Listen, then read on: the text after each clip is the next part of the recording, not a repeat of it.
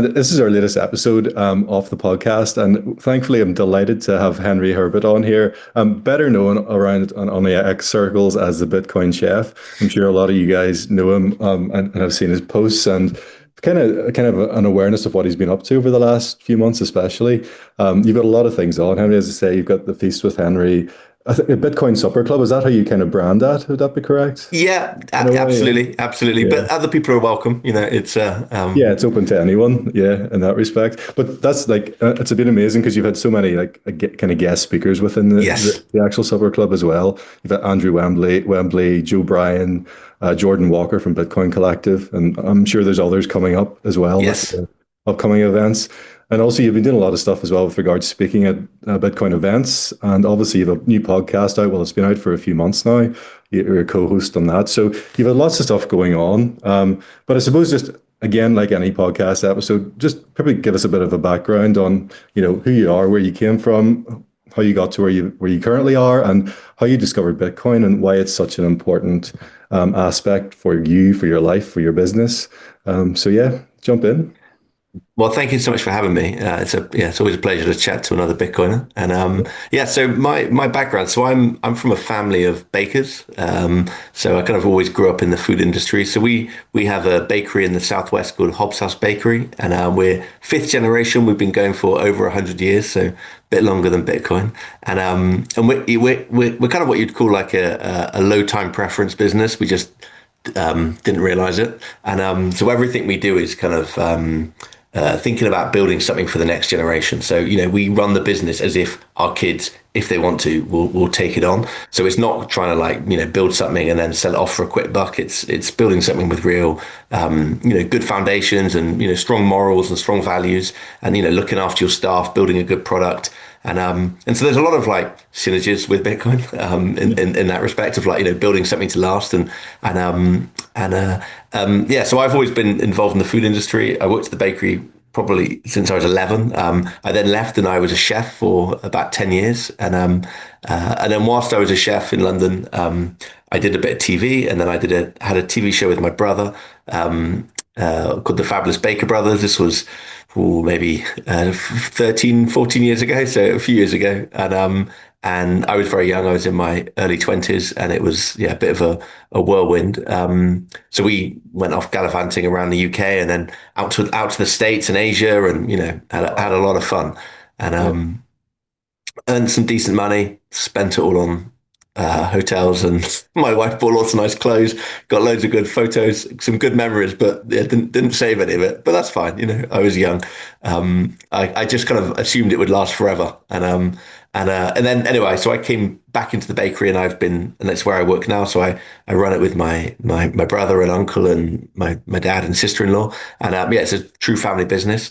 And then yeah, I kind of got into Bitcoin pretty much the peak of the last bull market. I'd kind of always heard about Bitcoin. I actually met someone mining it back in 2011 or 2012 in a bedroom, and I had like a hour and a half chat with them, and I was just fascinated.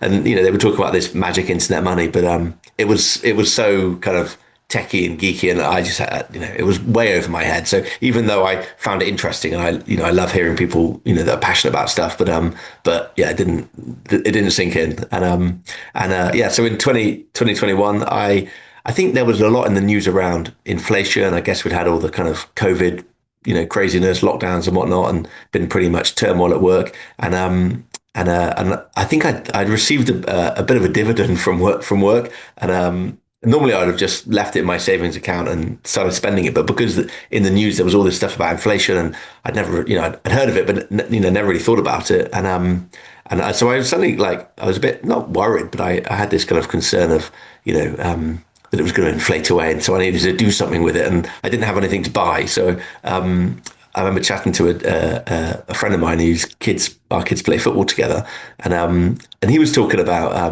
Dogecoin. So he was like, "Oh, you want to get some Dogecoin?" And so I bought a bit of that, and then I saw also on the app that there was Bitcoin. I was like, "Well, I've heard of Bitcoin, so I'll buy some Bitcoin." And I only bought a little bit, not very much. And so I thought that later that evening, well, I better learn what I've bought because I like to, I've always been quite a cautious person where I put my money. And so I went on the Doge website and, I think it says it's a joke. And so I was like, well, clearly this is not something to put your money in. And then I started looking for the Bitcoin website and couldn't really find one. But what I did find was lots of podcasts and apparently quite intelligent people saying that this was a bit different. And I just, probably within 2 weeks, I just fell down that rabbit hole. I think I was just primed for it. I was ready. I was looking for something. And yeah, I reckon within kind of 2 weeks, I was pretty much an orange pilled myself, and then it just started stacking, and then of course it just went down, down, down, and I was telling everyone about it, and this thing was going down, and I was like, no, this is the future, and I was probably overzealous, and then I learned to shut up, and then I was just stacking in silence, So probably for the first 3 years of it, I was just consuming podcasts, reading everything I could. Trying to have a conversation with the wife, but she would switch off fairly soon, and then it was so about 2 years ago I started these supper clubs. My mortgage went up, and it was obviously I could earn from work, but I was like, well, we could do with a bit of extra cash. So we were looking for a passive income. I think I'd read somewhere that passive incomes were what you wanted. And what I've done is done the complete opposite and the most involved income. But actually, it turns out it was a lot of fun. So my day job is mostly spent spreadsheets and emails and whatnot. And actually, I really miss that kind of chefing and that creative side.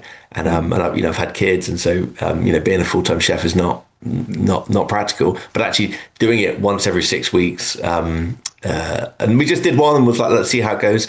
And then it was popular and people asked to come again. So we did another one and so it went on. And I do it with my wife, and actually it's, we're a good team. She does the front of house and all the flowers and the candle lights and all that kind of stuff. And then I do the cooking and a bit of chat with the customers afterwards, and we get some nice wines in, and yeah, it's a lot of fun. But whilst I was doing it, and obviously the nice thing of earning a bit of extra money is I could then stack some Bitcoin, but I hadn't really considered, well, maybe I should accept Bitcoin. Like it just, I was that kind of classic Bitcoiner where I was like, I was stacking Bitcoin and I was listening, but I wasn't actually acting on it. I wasn't actually living it. It was kind of, it's like a kind of half-life. And then I went to the cheat code in Bedford, and Christopher from Bridge to Bitcoin was on stage, and he was talking about how he just onboarded the takeaway shop outside, or like the food truck outside, and they were accepting Bitcoin, and it literally took them, a minute to download the app. And I was sat there thinking, like, what am I doing? Like, I should be accepting Bitcoin. Like, I'm running these supper clubs. I'm trying to attract people to come. So I contacted them the next day. We had a Zoom call. It was actually my first ever like face-to-face conversation with a Bitcoiner. Like I'd never met one in the wild before, and it turns out they were quite normal. And then it just snowballed. I put a tweet up holding saying accepting payments of Bitcoin. I had wallet of Satoshi. I mean, it was pretty basic. There was no bells or whistles. And then Bitcoiners started booking, and obviously once they come and actually the thing for me was getting that first payment in Sats was like, I don't know, it was a total game changer. Like like every time you buy Bitcoin, it always feels expensive, and it's like the price always dips down. But suddenly, just receiving Sats into your wallet, you're like, whoa, like this is something else, and I quite like it. And yeah, so that was a year ago, and then it's just been a kind of, well, how can I do more of this? This is fun, and it's when we've started putting on events and trying to just, I guess, put my head above the parapet, and just be a bit more open. And actually, it's been great. It's such a great community when you actually engage in it. And yeah, no, absolutely. It's an amazing, like it's a really inspiring journey from a business owner going through a pretty similar journey. I think you find when you talk to Bitcoiners, they tend to have gone through that journey of, usually for me, it was again, COVID 2020, the inflation, exactly the same thing. What is money? How does this money be created? Trillions of dollars being printed out of thin air. And it takes you down a rabbit hole, and you discover Bitcoin. But I think it is that self journey of discovery of what Bitcoin is and taking the time to understand it, where you get conviction, like real conviction around what it is. But I've had that same issue as well, like talking to my wife about it for the first 3 to 4 years. It was just okay, Alan, whatever. Yep, yep, just please stop talking. Then you've got the family members, and everybody has the same kind of Yeah. experience with that, and it's difficult. But I think from a business owner as well, because you understand the concept of the hard work put into your business, having to run a business, realizing that you need to preserve your monetary value somehow. And as you say, like Bitcoin came along at the right time for me as well. It was like you're looking around thinking, like, where am I going to put my savings? How, like you're thinking for the Yeah. future, for your kids, for your family, and potentially for your business down the line as well. So it's got a lot. It has brought a lot of hope to many people that have understood it. But there's still that barrier for a lot of people. Like as you say, the first Zoom call with a Bitcoiner, a lot of people maybe see Bitcoiners as like these weird people that are going like crazy talking about this magic internet money. Like, what is this stuff? I still get that from family members, and it's just you get used to it after a while. But really taking on board what you're doing, integrating it into your business as well. Like, did you find that quite a tricky step at the start? Did you find a little bit, were you a bit apprehensive about it, No, or was it just, no, no, no. It's I this needs just to be done? I think because obviously my business that I've integrated into is I'm the sole, it's just I'm the one person who works there, so there was no kind of like board to convince or finance or accountant I had to kind of convince, and so I guess from that point of view as a sole trader, it was like totally easy because it was just me making decision and then I have to do the work and live with the consequences. The nice with Bitcoin is you can just bootstrap it. So like, I mean, I started off just using Wallet of Satoshi with their point of sale button. So it was incredibly simple. What it did mean was that when those Bitcoiners started to come, it then felt like I had to do a bit of a drug deal in the restaurant because I'd have to come up with my phone and we'd kind of and probably from my wife's point of view, she probably felt it, oh, it's a bit seedy, or maybe it doesn't look very professional. You kind of coming up and fiddling with your phone with the customers and other people looking around like, what are you guys doing? But very quickly I met the guys from Musket, and so I kind of contacted them and I said, hey, look, I'm a pretty small business. I run these supper clubs, but it's kind of high. If people do pay, they're paying kind of, if it's a couple, over 100 quid. So it's a decent amount of sats.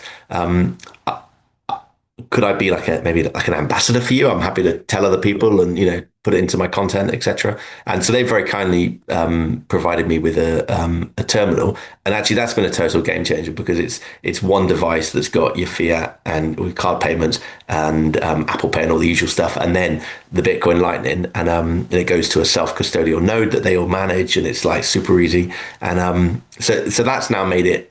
It means that when my missus is taking the payments, if a Bitcoiner comes up and says, "Can I pay in Bitcoin?" There's no kind of like, "Oh, I've got to like go get my husband." They just press the Bitcoin button, up it pops, and then they pay, and happy days. And so that's just completely normalized it. And so the staff who work with me before, they might have thought it was just like a Henry thing, and now they're just like, yeah, it's fine. It's like it's just another customer paying in Bitcoin, and that's easy. So I guess the support's there. Like it's not. I don't think it's as challenging. Now, where I've got a bigger challenge is that I'm trying to get Bitcoin into my family business. Now, this is, it's an established business. It's not just me. Like there's a whole board of shareholders and a finance team I don't manage the finance team. So, someone who's not a Bitcoiner has got to have that conversation. So that's taken a bit more time, but I guess, as Bitcoiners, you become pretty good at being patient and trying not to, I probably went too hard in the early days, and I've kind of taken my foot off the gas and then just trying to find little entry points just to try and but I feel like I'm getting there, but it's like two steps forward, one step back. I would love to my latest suggestion is that we start accruing a bit of Bitcoin out of some profit from the business, and then we actually use it for the benefit of the staff. So maybe we, we hold it for a couple of years, and then we sell, let's say 25%, and use that for staff bonuses or like a Christmas party. So like something that doesn't feel like we're just hoarding this thing with no, just for the sake of it, even though personally, I'm like, no, we should just buy as much as we can and hold it because it's going to be really useful in the future. But that's quite, like tying up working capital in a, like the bakery business it's low margin, and there's always another bit of kit to buy. There's always something to spend money on. So we don't sit on loads of cash. We're not a cash rich business. Yeah. And so kind of tying up capital seems like a bit of a luxury. And obviously, hopefully we'll get there, because I feel like the only way I think that we'll survive for the next generation is if we like embrace Bitcoin. And obviously, the sooner we embrace it, the further along we are than when everyone else gets on with it. And so I feel like we'll get there, but it can be quite frustrating.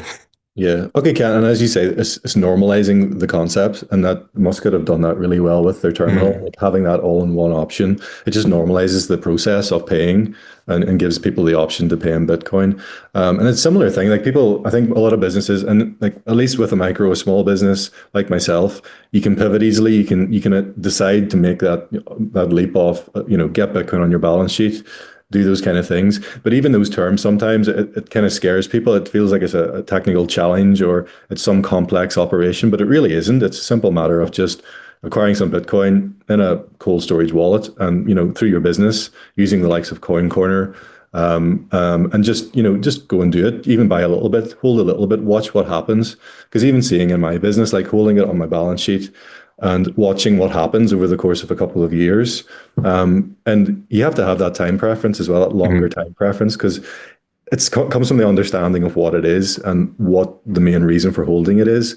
It's for that long term, capital gain and the value appreciation. So, but Yeah, businesses need this, like nowadays, especially, across the UK, across Ireland, across Europe, the globe, a lot of business owners that I talk to, they're struggling. They're having to, dip into their savings to keep the business alive, and yeah, it's yeah, tough out there for everyone.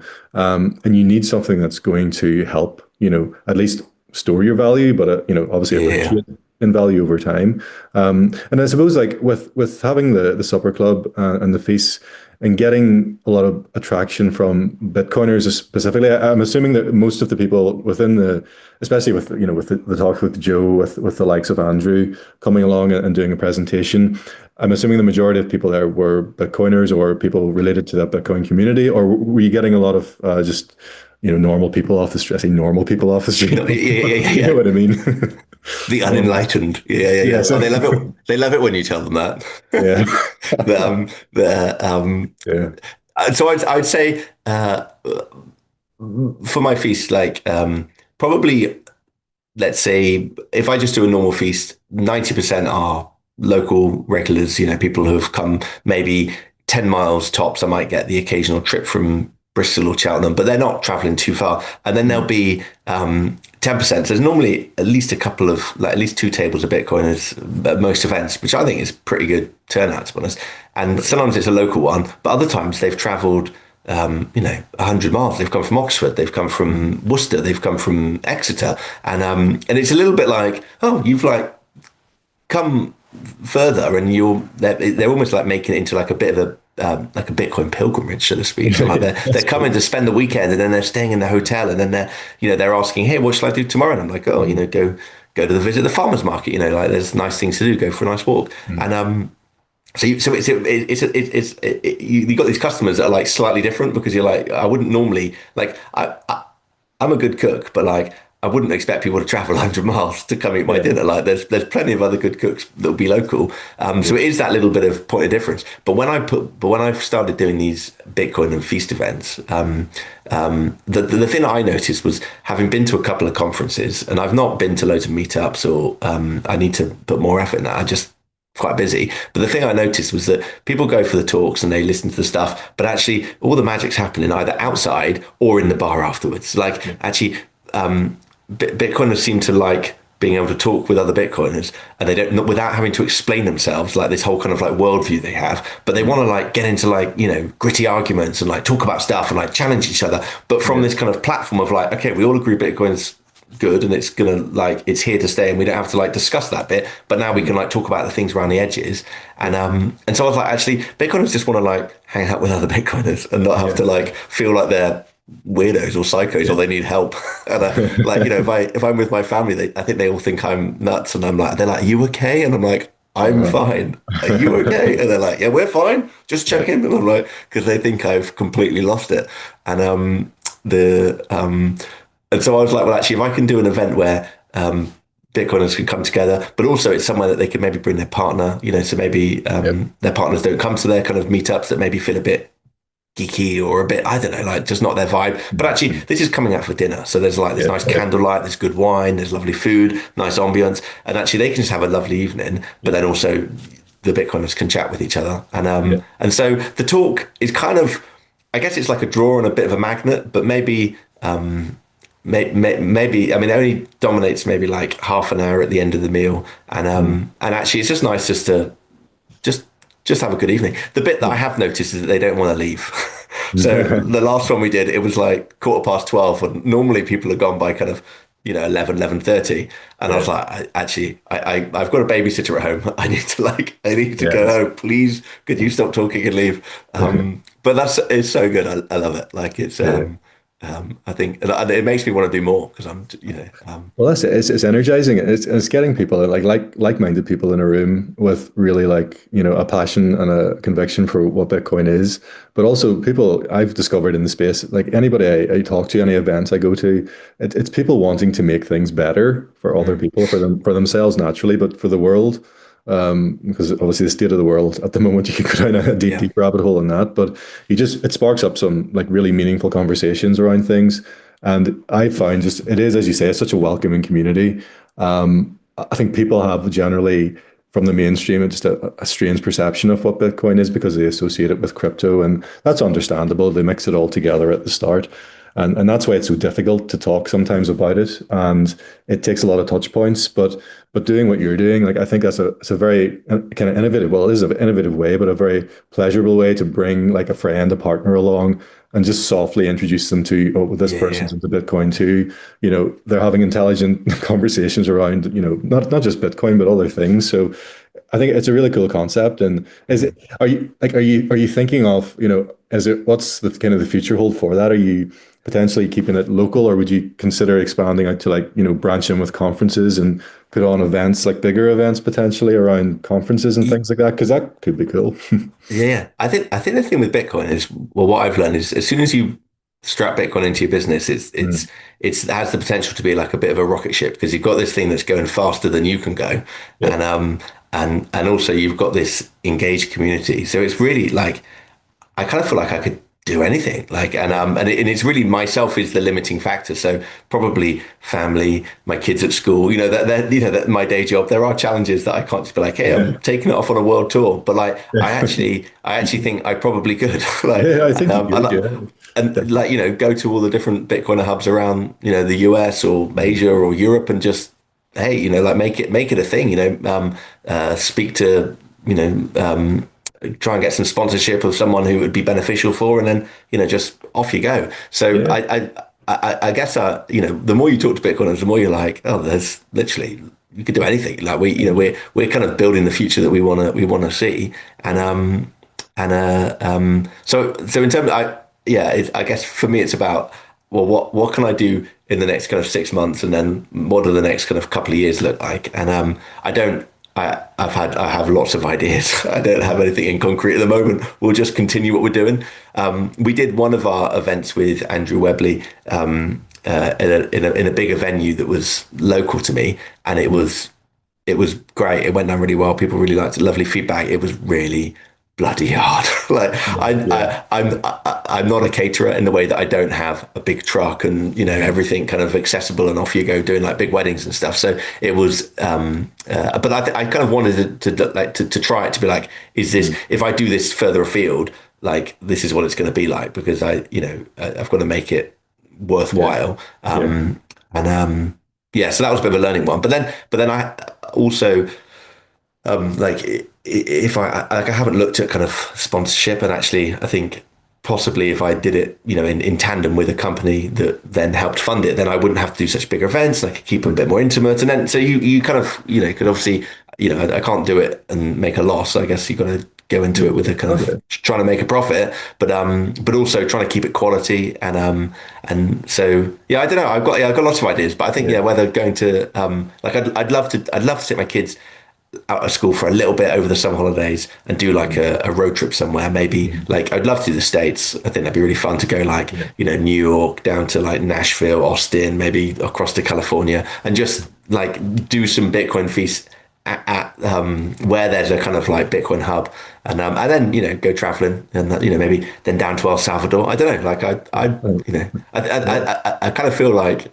if you say you're going to do it and you can get a bit of momentum behind it, I think Bitcoiners will support it. I think so. Yeah, okay, absolutely. Like especially when you grow your personal brand to a certain extent and you get a lot of little, well, even just a little bit of traction in the Bitcoin community. Mm, And then especially what you're doing is a very unique take and a very unique mm, kind of spin on, bringing Bitcoin to communities and even just generally to the food industry as well. It's another thing. I think a lot of times, again, and I speak to quite a few business owners on and off, but trying to bring Bitcoin into the conversation can be challenging. But even if you're mm.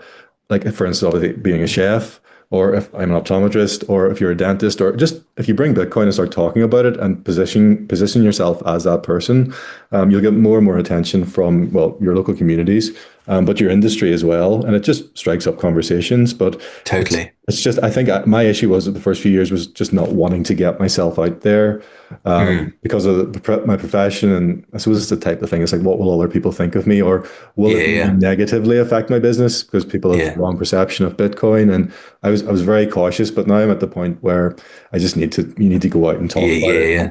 And I The have, th- yeah, the The thing sorry, go I ahead. found was that my existing, because I also had that slight fear of like, well, what are people going to think? And actually, what most people think is they just don't care. So like, Yeah, they you're just right. ignore it. Like they just like it's just like whoop, it's just in one ear, one out the other. Like and but then like I'm in a local Amdram play. We're doing Joseph. I'm not the main part. I'm an Ishmaelite. Anyway, I'm not a very good singer, but my friend's the director, and he kind of coerced me into it. But it's fine. It's a bit of fun.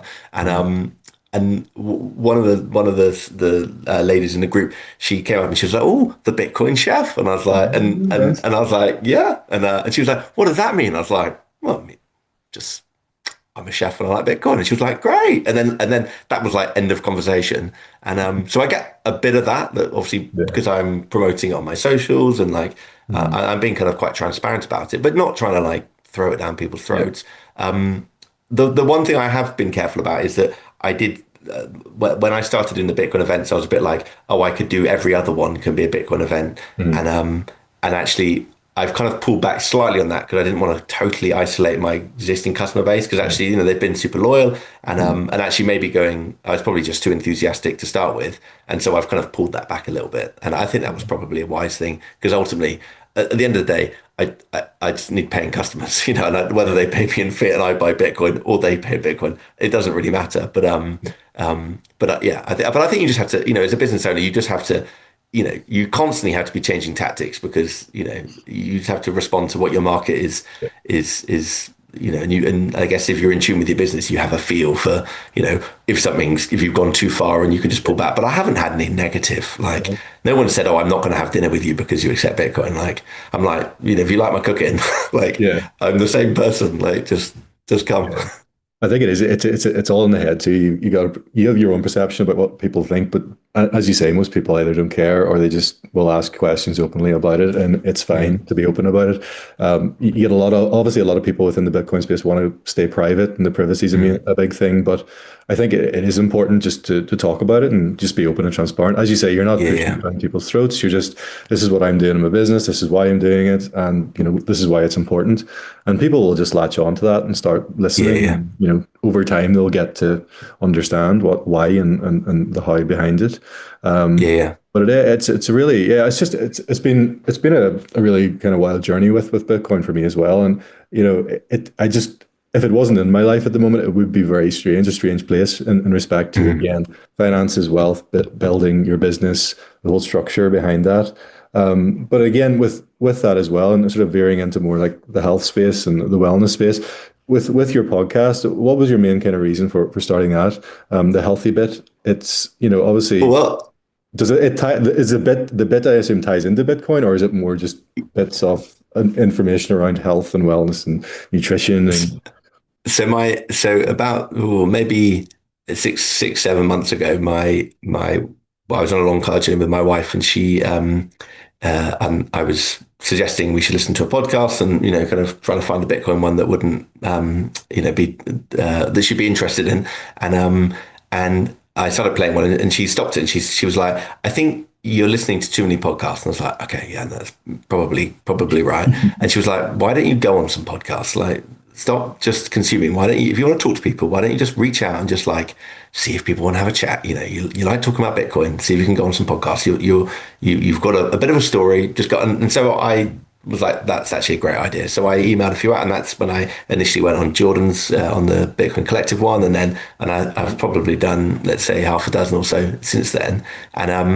And so in doing that, that was kind of like, so I was accepting Bitcoin payments. Bitcoin has come in. I'm kind of engaging with the Bitcoin community, and now I'm doing some podcasts and talking about it. And actually, I think you really learn stuff when you talk. It's kind of it's a good practice, and I was enjoying it. And then I got a message on Twitter from an anon saying, "Hey, my wife's had an idea. Are you up for a phone call?"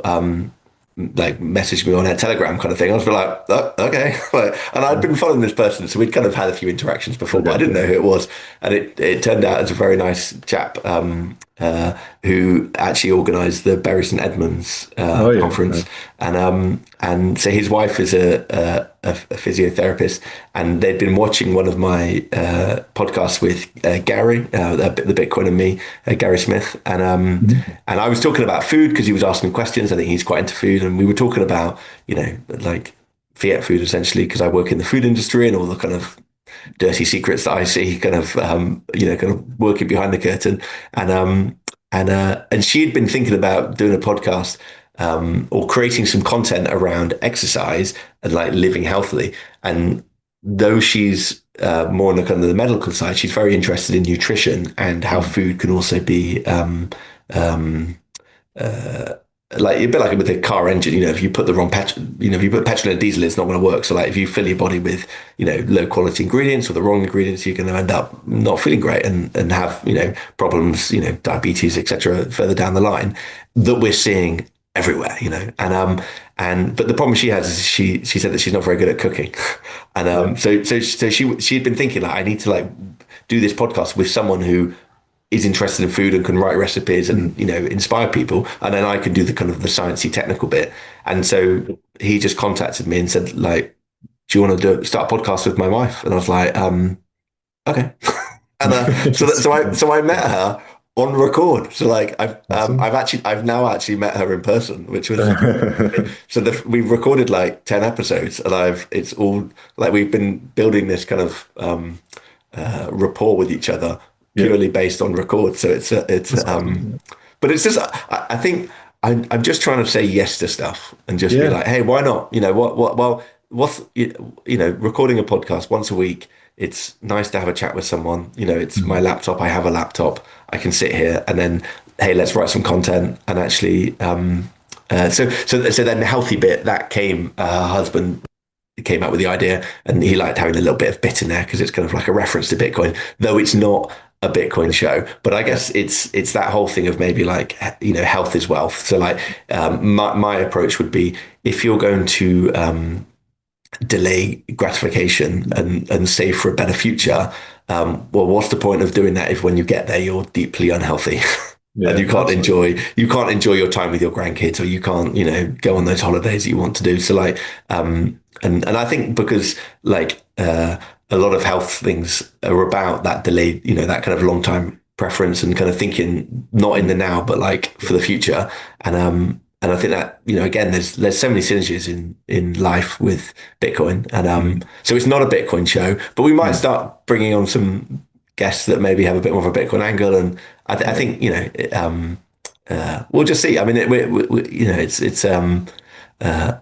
it's fairly low key at the moment. Like we're just doing it, and we've had some nice response. I mean, it's not we're not quite at the Diary of a CEO level yet, but maybe one day. No, But it's just nice learning. Like I'm learning loads of stuff from her, and she's learning stuff, and actually it's great just chatting, and then the feedback we've been getting is really positive. So it's just like, well, let's just keep going. No, absolutely. Like I've listened to a couple of episodes, and just Thank you. again, yeah, learning like it was the pack or the kids' lunch going back to school. Yeah, yeah, Because again, my wife would be the cook. She's the main cook in our house, and I think she does. She wants me to be a bit more proactive on preparing meals, creating something from the fridge without putting it in the air fryer and just yeah, prepackaged stuff. So I'm trying to get to the point, and it's getting the time to do these things, just to get my yeah, head yeah. around how to put recipes together, even just creating healthy lunches. Because again, you get lazy, you're finding Yes, in the Dairy Dunkers and this, that, and the other, and it's not great yes, because again, Bitcoin does tie into this a lot because again, yes. the time preference and it in fact it, infiltrates into many aspects of your life. Even though I don't want to keep talking about Bitcoin around certain things, but it always comes back to it. It seems to. Totally, But totally. um, but yeah, just learning stuff and even like the bone density. Like I didn't realize that with obviously females, bone density is very Yes, different from the males, and yeah, like yeah, all those aspects. And it is all time preference. And as you say, it's delaying gratification and putting in the work, you know, in the now for the future. yeah, And yeah. it does, marry with Bitcoin as well. Well, But no, it's good. Yeah. I think it's like, is it like, compounding, like since getting into Bitcoin, I learn about compounded and, was it Einstein said it was the eighth wonder of the world or whatever, whether he said that or not, I don't know. But that thing of like nothing really happens until it all happens in that Yeah. latter bit. And, Yeah. and I think it's the same with your health, isn't it? Like, if you're doing a bit of exercise and you're like, right, I'm gonna run a marathon, or I'm gonna run 10 miles, like you'll just bugger your legs up and you'll end up, aching and then you'll stop running. But actually it's about that kind of slow build up. And Mm, then, if you just do a little bit every day and it's mm, like stacking those healthy bits, so it's like, a little bit at a time, it's like building a stack. Actually, you'll look back in the year and be like, oh, actually, I've mm. transformed a lot. Like I'm healthier, I'm fitter. I feel better. My back hurts less. I've put that time and effort, and it's a bit like DCing Yeah. into Bitcoin. It's like you don't notice it in the short term, but in the long term, Mm, it starts to compound, and then you get the benefits later on. yeah. And I think it's. I guess with all these things, it's we're not trying to like preach or tell people make people feel bad, but it's just that kind of that little reminder of like Mm, actually we can all do a little bit more. And I'm no saint, like I've like that lunchbox episode, I live that every day. Like, I've mm. got a 12-year-old daughter who goes to the canteen and he asks me, she's like, yeah, I had chicken and chips again. And you're like, brilliant. And it's like, and we can't, I'm out at that point where I can't control her. Like, Yeah, and she that's has her own mind, but maybe we just have to, it's kind of, yeah. maybe by me living and us kind of trying to have good food habits at home and then trying to lead a healthy lifestyle but without kind of stigmatizing it or making it a kind of Mm, something they want to rebel against. I don't know, it's like food is a tricky one, isn't it? And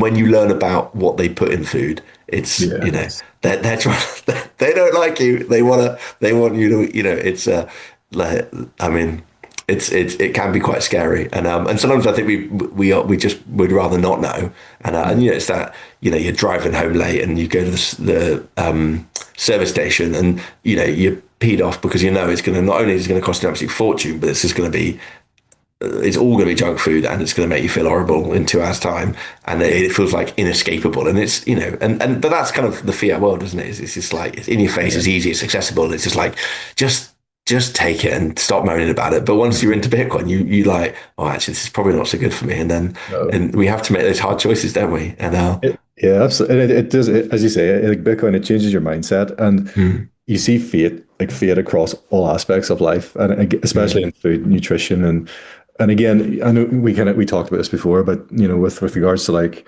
shrinkflation, and even how inflation impacts the actual food industry and the size and the quality of the food and all those things. Like you've seen that firsthand. It is pretty prevalent within the food industry. Isn't that correct? I'm thinking 100%. it's Yeah, yeah, considering if you look anywhere nowadays, it's just like as you say, the amount of ingredients that I can't even pronounce that are in different foods, the size and packaging of various foods has shrunk dramatically. And then just the sludge that's there. It's just yeah. because of Well, is it this.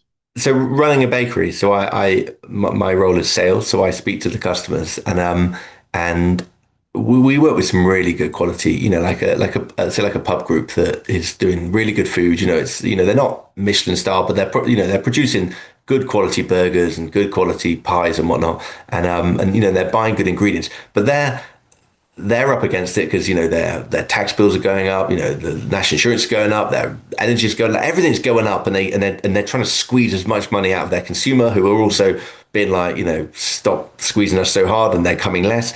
And so they come to me and they say, "Here, I want to keep buying your bread, but you need to I need savings. I need you to find a way to make a saving on this product. Otherwise, I'm going to have to go elsewhere." So now I'm in a choice where I'm like, okay, I either lose this customer by holding fast, or I have to make compromise on the product. So say it's like a brioche, and we're like, right, okay, we can take some butter out. It started with 20%. Now we're down to 15%. Well, in a couple of years' time, we're down to 5%. Now we're calling it a demi brioche because it's not really a brioche anymore.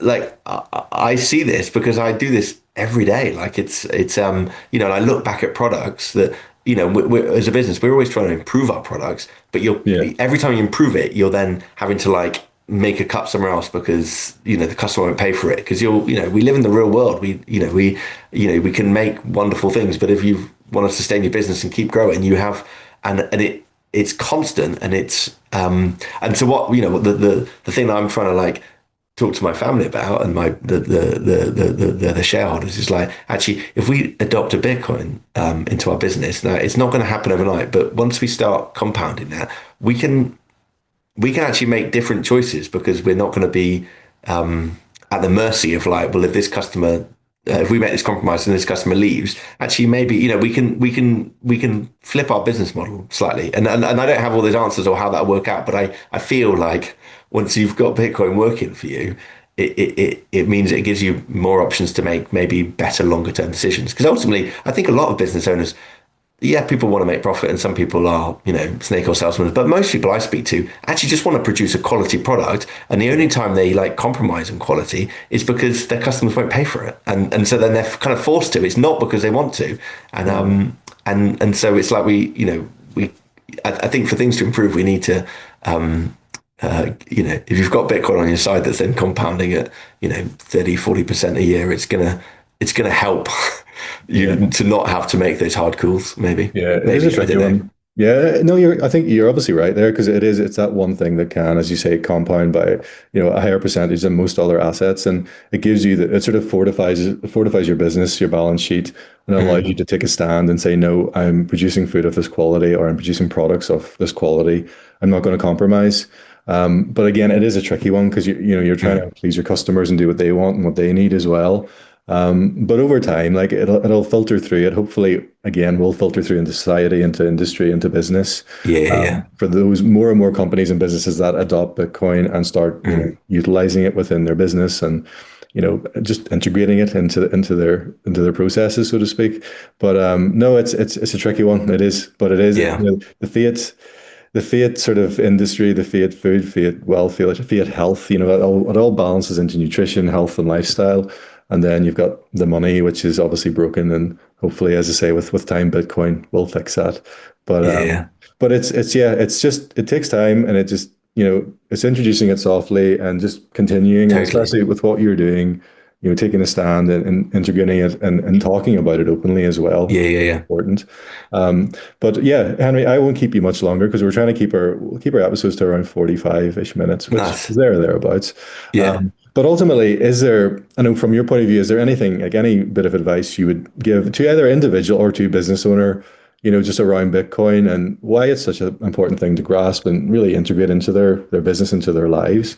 Is there any Yeah. kind of short Well, kind of well, I guess advice piece you would I give? guess I guess my call to action. So I did the opening talk at the Bury St Edmunds conference, which was a great honor. I was the only person who actually had to do a talk on my own. Everyone else was in a lovely panel. So I don't know whether that was a bit of a stitch up, or but actually I took a bit of time to I essentially wrote a speech, and because I wanted to kind of get my message across, and it was a call to action for Bitcoiners. So it was for a Bitcoin audience, and it was around let for Bitcoin, like Bitcoin works without us doing anything, and we can just stack in silence and just lead a peaceful life, and there's nothing wrong with that.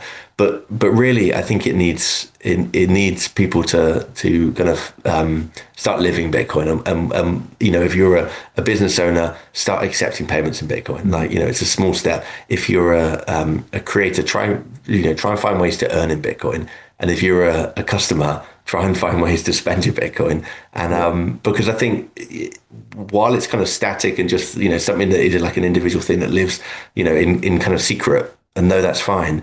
I think for me it's all come to life so much more, and it's been a lot more fun. And actually, my future feels brighter. And I'm still stacking Bitcoin, so it's like there's been almost no negatives, and obviously some people don't want to come out of the shadows, and that's I'm not going to try and convince them. But if you are kind of someone who's actually you are you can do more, well, do more. Like don't just wait for permission. Just get out there and start integrating with Bitcoin, because it's I think if we believe that Bitcoin's going to it's going to be the future. It's only going to happen if we, who are the future, actually start using it, because otherwise it just, it stays this kind of niche thing that is in the shadows. And actually, we need to get it out there. Okay, I'm only a year into my journey, but I've done more in a year than I thought, that I would do in 10 years. So, hey, let's keep it going. Absolutely. Yeah, perfect. As perfect call to action. As you said, as in the episode, is say yes to more things within the Bitcoin space. To say yes, take action, and take the steps to kind of move this movement forward, because it is drastically needed across all aspects of our lives. But Henry, it was an absolute pleasure having you on. I really appreciate it, and I wish you every success with everything you're doing within obviously your life, your business, within the Bitcoin space, especially because Bitcoin need people like yourself to go out and do these kind of things. And it's impressive to watch, and I'm really enjoying watching your journey.